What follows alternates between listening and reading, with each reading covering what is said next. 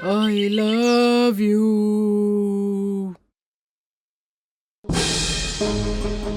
तुम शराब पीकर आए हो ना? शराब पीकर यहाँ पर तमाशा करने के लिए बुलाया मुझे? मेरी बात तो अरे सॉरी, मेरी बात तो सुनो। मुझे कुछ भी सुनाने की जरूरत नहीं। जो भरी दोपहर में शराब पीकर पार्क में लड़की से मिलने आ सकता है, वो कैसा इंसान होगा पता चल गया मुझे। अरे अरे थोड़ी सी शांत हो जाओ। तुम इतना गुस्सा क्यों कर रही हो? मुझसे गलती हो गई है, मुझे तुम माफ कर दो। गलती तुमसे नहीं हुई है, गलती तो मुझसे हुई है। मैंने फिर से वही गलती कर दी। मैंने क्या क्या नहीं सोचा था, लेकिन ये क्यों नहीं सोचा कि कोई लड़का कभी किसी के लिए बदल ही नहीं सकता है।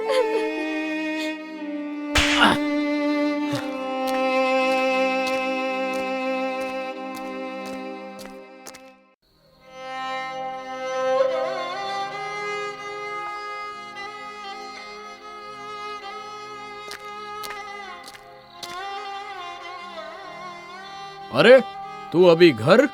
आज काम पर नहीं गया? नहीं। तो मुंह लटका कर क्यों बैठा है? ऑफिस में कुछ हुआ है? कुछ नहीं हुआ, बस ऐसे ही। अरे क्या ऐसे ही? तू तो ऐसा लड़का नहीं है ना। चल बता ना क्या हुआ है।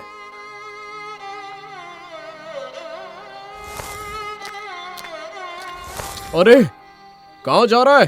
पहले ये तो बता, बात क्या है?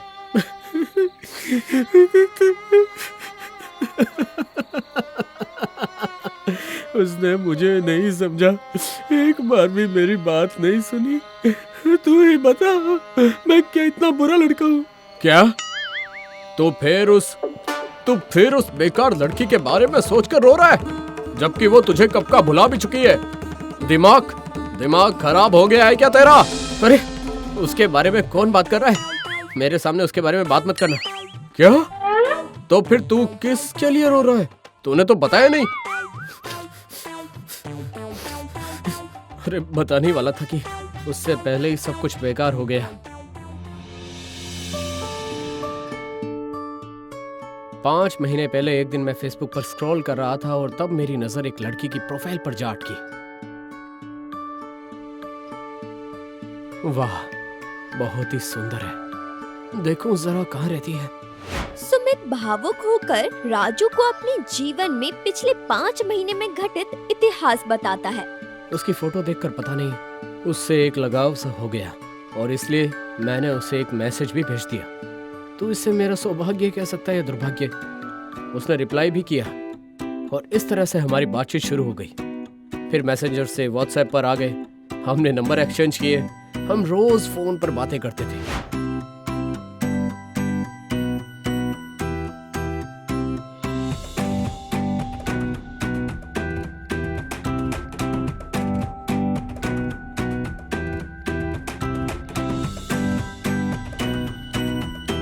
मुझे लगा कि मैं उससे प्यार करने लगा हूँ, इसलिए मैंने सोचा कि उससे बता ही दूं। सोचा?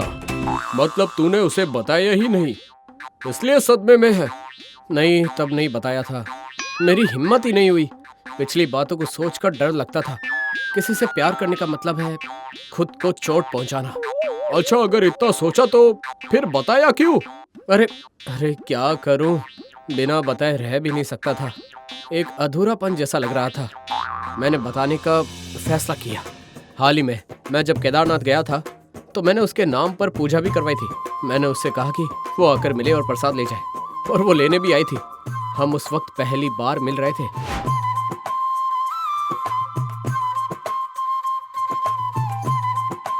अब क्या बताऊं तुझे, वो उस समय कितनी ज्यादा सुंदर लग रही थी। सोचकर कह देता हूँ, पर कहने की हिम्मत नहीं हुई। मैं घर वापस आ गया। तो फिर इसमें दुखी होने की क्या बात है? दिन ब दिन तेरा दिमाग खराब होते जा रहा है क्या? अरे तू बात बात में टांग क्यों घुसाता है? पूरी बात बताने देगा या नहीं? ठीक है, अब तू पूरी बात बता। मैं उससे प्यार करता हूँ ये बताने के लिए मैंने सुधा को हेमालता पार्क में बुलाया और वो आई भी थी। ओह समझ गया, उसने तेरा प्रपोज एक्सेप्ट ही नहीं किया, क्यों, है ना? अच्छा ठीक है, क्या हुआ था तू ही बता दे। आगे क्या हुआ था बताना। अगर ये बात भी नहीं है तो फिर तू इतना उदास क्यों है? बताने देगा तब बोलूंगा ना, अभी भी बाकी है। तू 2 मिनट चुप करके मेरी बात तो सुन ले। पूरी बात तो बताई नहीं।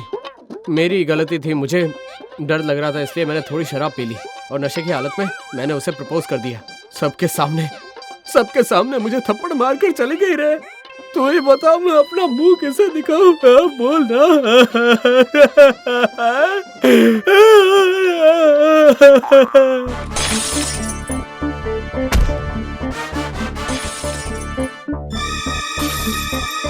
इतनी हिम्मत, हाँ इतनी हिम्मत। इज्जत नाम की कोई चीज है या नहीं? कोई शराब पीकर पार्क में किसी लड़की से पहली बार मिलने आता है?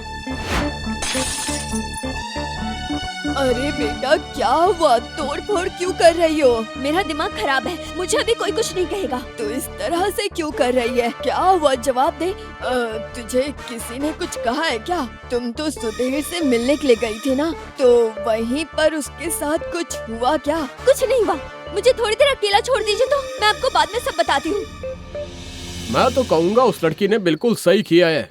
कोई भी अच्छे घर की लड़की यही करती। अरे प्रपोज करने के लिए कोई शराब पीकर जाता है? तेरी बात सुनकर लगता है कि वो लड़की तुझसे बहुत प्यार करती है। अगर नहीं करती तो वो तेरे एक कहने पर उस पार्क में नहीं आती। पहले तू उसे कॉल कर। कॉल करूं? और कॉल करके उससे क्या कहूं? देख तू ना पहले उसे कॉल कर, देख कहीं ब्लॉक तो नहीं कर दिया है। अगर ब्लॉक नहीं किया है और वो कॉल रिसीव करती है तो उसे सॉरी बोल देना और तू उसे सच सच बता देना कि तूने शराब क्यों पी थी। बाकी सब उसके ऊपर छोड़ देना। अच्छा ठीक है, ऐसा ही करूंगा।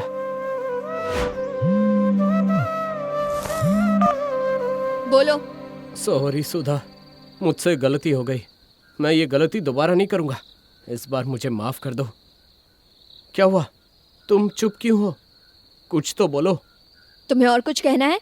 अगर नहीं कहना है तो मैं फोन रखती हूँ। अरे मैंने कहा ना मुझसे गलती हो गई है। एक बार तो मेरी बात सुन लो ना।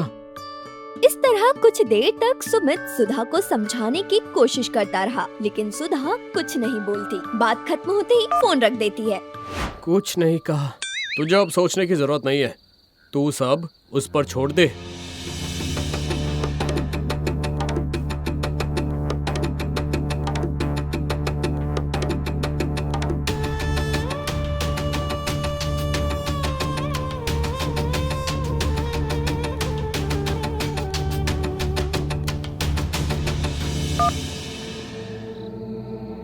कल तुम शाम 5 बजे मिलो, वहाँ रेस्टोरेंट में बात करनी है।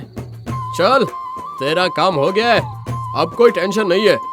लाइन एकदम क्लियर। संडे पार्टी देना, ओके?